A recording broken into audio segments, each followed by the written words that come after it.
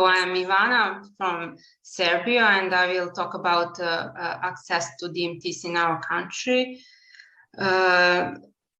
So first of all, our health system is organized in the way that everyone has health insurance, so it's like mandatory. For example, if you are employed, your company then pays taxes, but if you're in another category, such as unemployed, then it falls on at the expense of the National Health Insurance Fund. So in theory, all DMTs are covered or free, but the real problem is that the budget that is allocated to these costs determines the number of patients on treatment. So only a certain number of patients will be able to receive the therapy. And that opens up a space for discrimination. For example, if you have if there are two patients with a similar disease course, but only one can receive the therapy, who will then be chosen? So when I was diagnosed in 2010, it was said to me that there are some drugs that could prevent MS worsening, but that I'm living in Serbia, meaning that only a small number of patients could get it, and the waiting lists are too long. And back then, we were only talking about interferons and Copaxone. So eventually, I got the rebif 3 years later.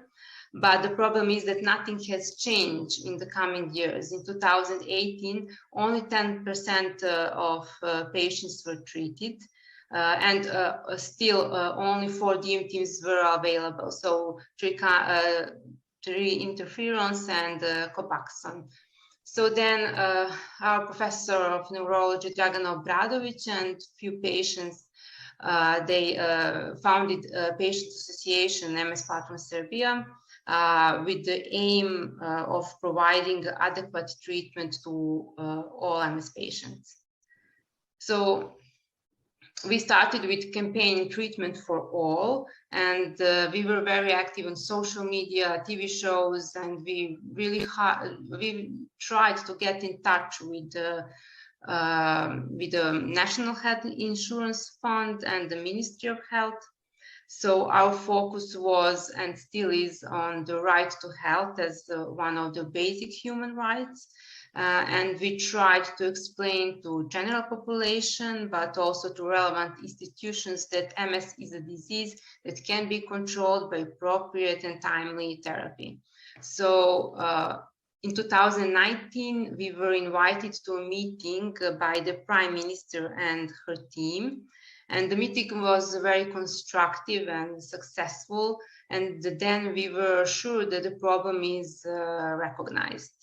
And 1 year later, just before pandemic, 7 new drugs, National Health Insurance Fund put 7 new MS drugs on the positive drug list. That means that they are available at cost of the fund, but still for a limited number of patients. So those drugs were ocrelizumab, but ocrelizumab is manufactured here in Serbia by pharmaceutical company Hemopharm after the agreement between the Roche and Hemopharm. So it is sold under the name Corpus, and it makes it less costly than Ocrevus. And there were also Gilanial, Amtrada, Tysabri, Mavenclad, Albagio, and Tecfidera. So we can see that number of patients who have access to treatment has increased since 2019. In 2019, there were only 1,300 patients with MS that had therapy. So after this, after the new drugs in 2020, this number has doubled, and now that number is around 4,000. And according to the data from the Atlas of MS, there are at least 12,000 people with MS in Serbia, because this data is from 2 years ago. So, but this number is actually an approximation on the data from Belgrade region. If we use this data, that means that now around 33% is covered with therapy. I would say that main barriers here is to access the DMTs are budget limitations, but also in combination with absence of central registry, and we don't have then possibility of an adequate plan for the distribution of resources. And so the planning is also the problem, and also difficulty in accessing neurologists. That was a really big problem in during the COVID and after. And also scheduling an MRI is a problem because waiting lists are about 18 months. So current treatment that are available. So we have all interferons, Copaxone and Albagio, and also we have 8 more. Recently added to the list is ofatumumab. We don't have, I mean, our organization don't have data for the off-label drugs. These 3 listed here are information that we took from the Atlas of MS, but I only can comment that in practice, these drugs are rarely used. And drugs such as rituximab are not recognized as an off-label drug for MS, so it can't be used to treat MS because it is not approved by our National Health Insurance Fund. But I would like to say that that the main problem is actually the distribution of these drugs, because these here are like the moderate efficacy drugs, and they are dominant and make up the majority. So 60% of all patients that are receiving treatment receive this group of drugs, while other drugs are represented by 40%.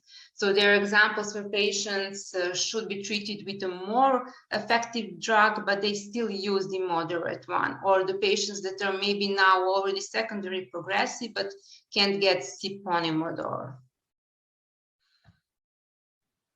So I think that around country, actually, the MS patients were neglected for over 20 years. They were left without adequate care, without access to information. They were not aware of the importance of therapy, and they didn't know what kind of therapies actually exist in the world. So we have learned that patients' voice is important, and in some cases is necessary for change to occur, as well as the availability of information, because when you are informed, then you can be motivated to act. So if the MSIF WHO email application is successful, how could this support your activities? Well, our activities are oriented towards spreading awareness among the general population, as well as towards constant communication with health-related institutions. So any recognition of the importance of drug for MS is helpful. But we don't believe that in our case it would contribute to significant change. But of course, it could be used, and we want to use it as campaign tool. And we also could raise the question about our national EML, although we at the moment do not have developed strategy around it. In that way, examples from other countries and experiences around their national EML could be very helpful. So, but if the WHO answer is positive, we for sure could use this to raise the awareness of importance of off-label drugs, and I mean specifically for rituximab, because it cannot currently be prescribed for MS. And so far we had not had the opportunity to raise this issue in meetings that we have with representatives of the ministry or the fund. But probably this is going to be difficult now, having in mind that we have more acceptable prices for ocrelizumab because it's manufactured here. And what do we plan to do next? So this year, we already had one more meeting with the Prime Minister and the Ministry of Health and the Director of the National Health Insurance Fund. And key takeaways were that the central registry of MS patients is necessary to properly plan healthcare, and that also regular MRI examinations should be established. So we plan to continue to advocate for better distribution of different MS drugs and for the establishment of an MS registry, and emphasizing the importance of registry is priority in our case, because the National Health Insurance Fund and the Ministry of Health require information from the registry to be able to provide solution for the appropriate care of MS patients.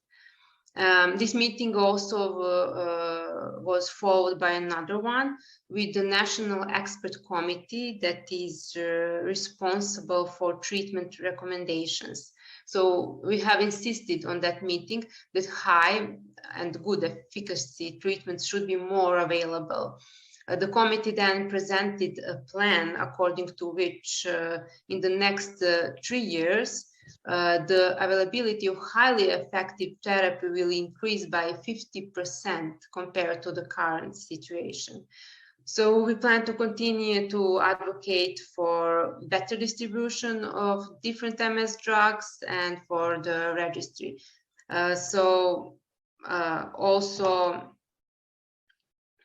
We plan to advocate for inclusion of rituximab as off-label drug for MS with National Health Insurance Fund, because and we think that supporting data from WHO should be helpful in this case.